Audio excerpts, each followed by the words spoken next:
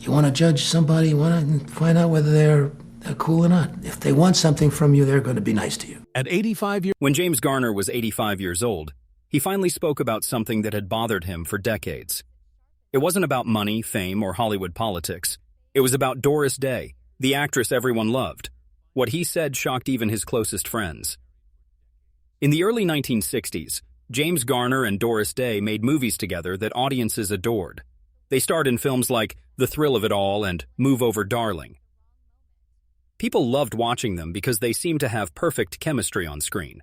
They were funny together, charming, and looked like they really enjoyed each other's company. But behind the cameras, things were very different from what people saw in the movies. Even while they were filming, some people who worked on the movie sets whispered that Garner and Day weren't as friendly as they appeared to be. Garner was known for being straightforward and honest. He didn't like to play games or put on fake attitudes. Doris Day, however, was seen as America's sweetheart.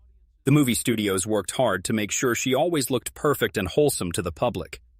But according to Garner, the real Doris Day wasn't always the same as the image people saw. Garner came from television and had a tough, no-nonsense personality. Day had been carefully shaped by movie studios to be the perfect, innocent star.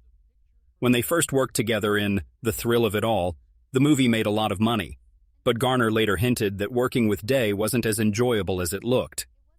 In interviews years later, he would smile politely when people asked about her, but he never said much that was really personal or warm. What people didn't know was that Garner kept private journals where he wrote about his experiences. In these journals, he wrote about things that happened on movie sets that bothered him.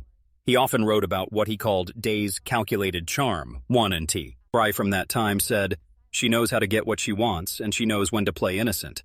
That is the dangerous part." This shows that Garner saw a side of Day that was very different from her public image. The movie studios wanted people to think Garner and Day were good friends in real life. They arranged photo shoots of them together when they weren't filming. They set up interviews where the two actors would joke around together. This helped sell more movie tickets because people believed the friendship was real. For a while, this strategy worked well. But as time went on, people started to notice that Garner rarely talked about Day on his own. When other actors and directors talked about working with her, they didn't mention stories about Garner being there too. When Garner was asked about Day, he would give short, polite answers that didn't sound very personal or warm. Something had clearly gone wrong between them, but nobody knew what it was. The problem started during the filming of Move Over Darling. Garner liked to do his own stunts because he thought it made his acting more realistic. He had built a reputation as an actor who was willing to take risks to make a good movie. But one particular scene would change everything between him and Day forever. The scene was supposed to be funny. It involved Garner's character slipping in a bathtub and falling down. On paper, it seemed like typical romantic comedy physical humor.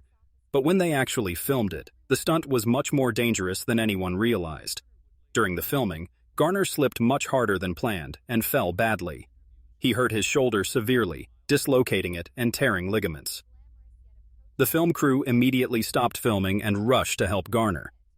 But what stuck with him most wasn't the physical pain. It was how Doris Day reacted to his injury. According to several people who were there, Day barely moved when Garner got hurt.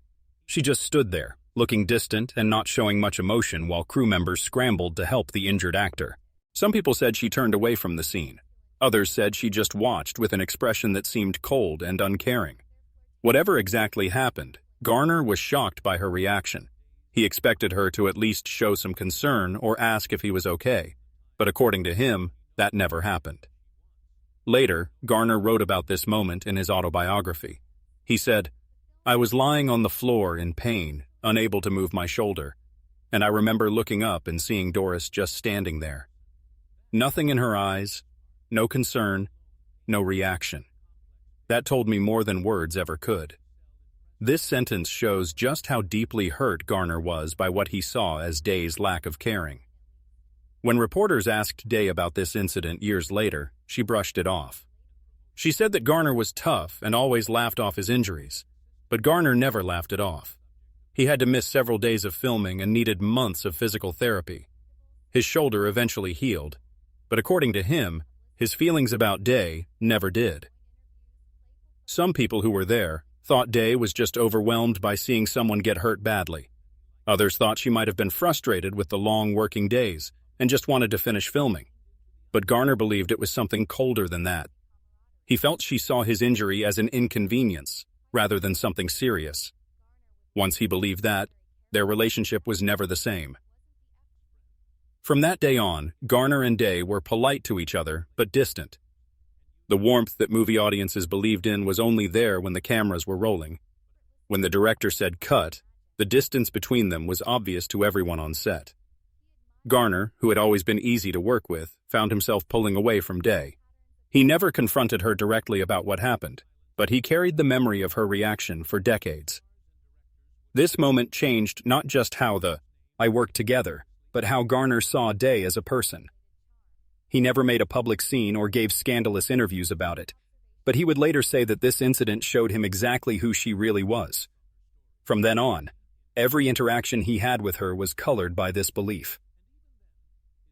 After their first 2 movies together were successful, movie studios wanted to pair Garner and Day in more films.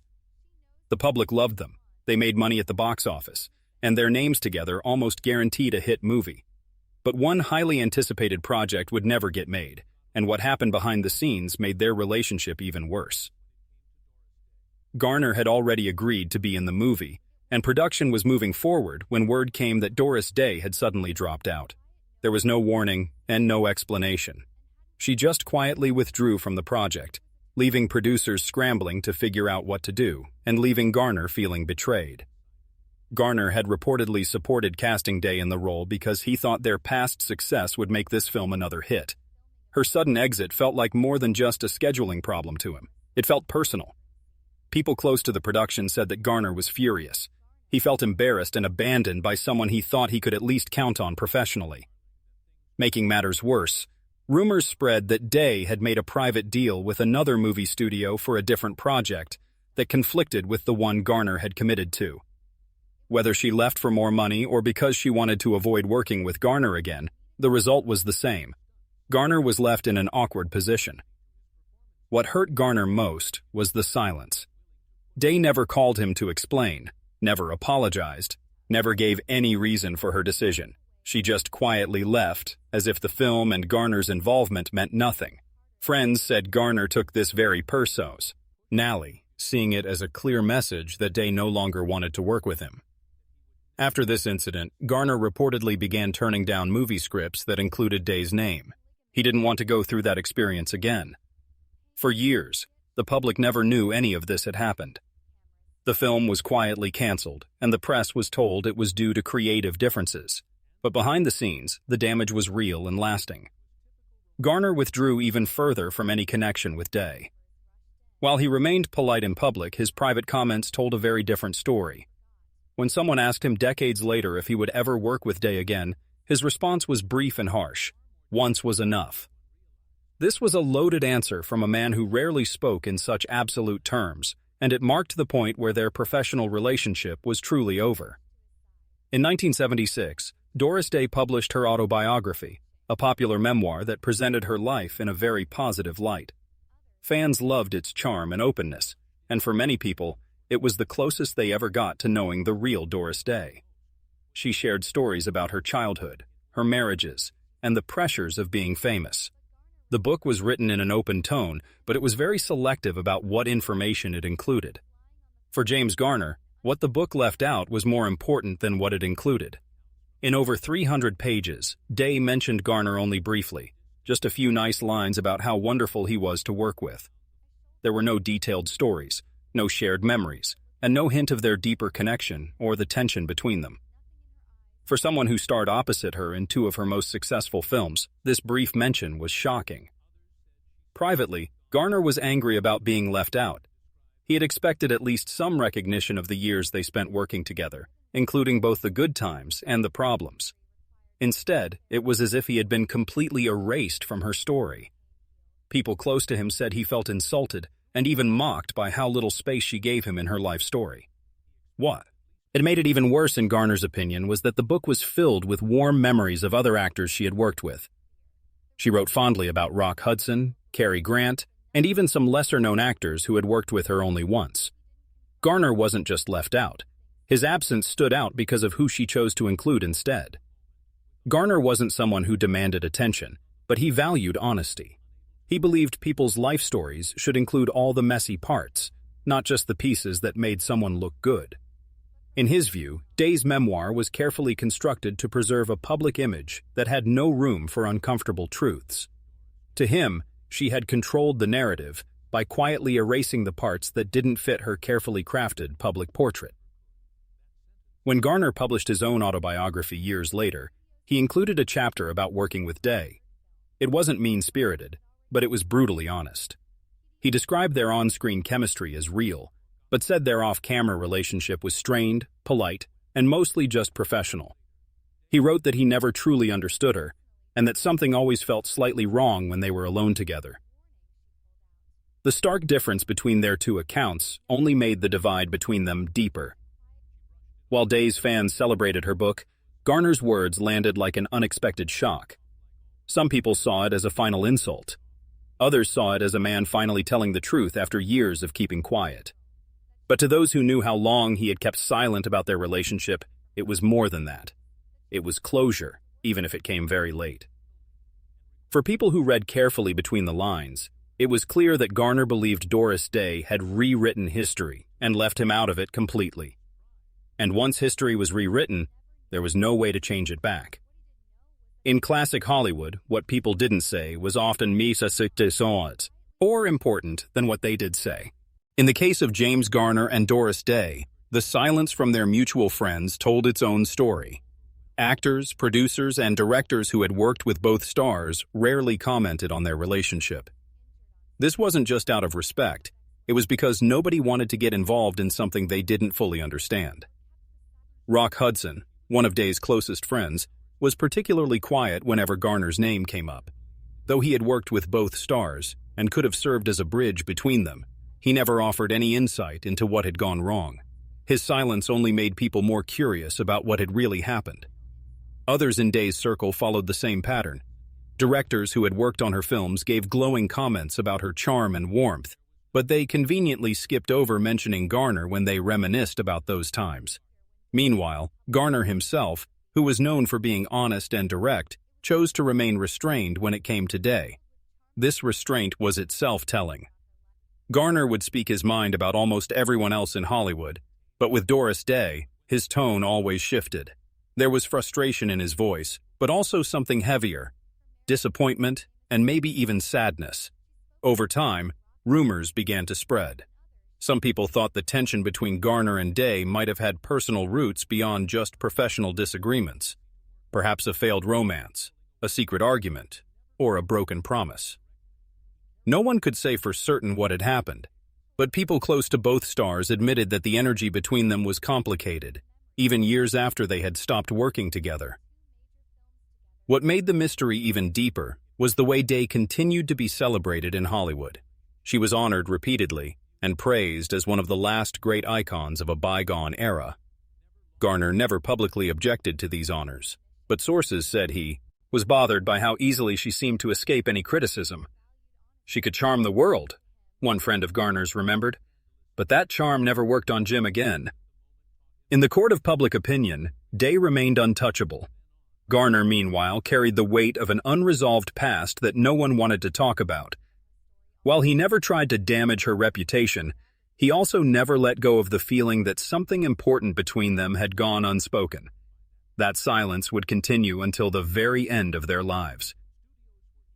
As the decades passed, James Garner remained a respected figure in Hollywood. He aged gracefully, lived quietly in retirement, and remained beloved by fans who remembered him as a leading man who never played by the rules. He largely stepped away from the spotlight, choosing to live his later years privately. But at age 85, in an interview that few people expected, Garner finally addressed the one name that had shadowed his legacy for decades: Doris Day. The interview wasn't planned as a confession. It began as a look back at his career. But when the conversation turned to the golden era of romantic comedies, the interviewer mentioned Day almost casually. For a moment, Garner went quiet. Then, with a sigh, he said words that would shock even those closest to him. "I never truly forgave her." It wasn't said with anger. It was quiet, thoughtful, and almost sad. Garner explained that forgiveness had never been about the injury on set, the canceled film, or even being erased from her memoir. It was about something deeper, a betrayal of trust. She knew what she did, he said, and she never once owned up to it. Not even a phone call, not a word. He admitted that he had carried the resentment longer than he should have, that it had lingered not because of hatred, but because of disappointment. We had a chance to be something great, he said. Not just a end screen, but maybe even off it. But she closed that door and I never got to ask why. The confession surprised the interviewer. This wasn't a typical Hollywood grudge or the kind of fiery feud that tabloids love to write about. It was something colder and quieter, a wound that had never healed because the person who caused it had never acknowledged it existed. Garner's words stirred emotions among fans and fellow actors. Some defended Day, insisting she must have had her reasons for whatever had happened. Others sympathized with Garner's sense of abandonment, recognizing in his words a lifetime of holding back his true feelings. But the confession was never meant to start a war. It was simply a man nearing the end of his life, telling the truth as he saw it. He ended the topic with a sentence that stayed with people long after the interview ended. Sometimes the people who hurt you the most are the ones you least expect, and by then it was far too late for either of them to fix it.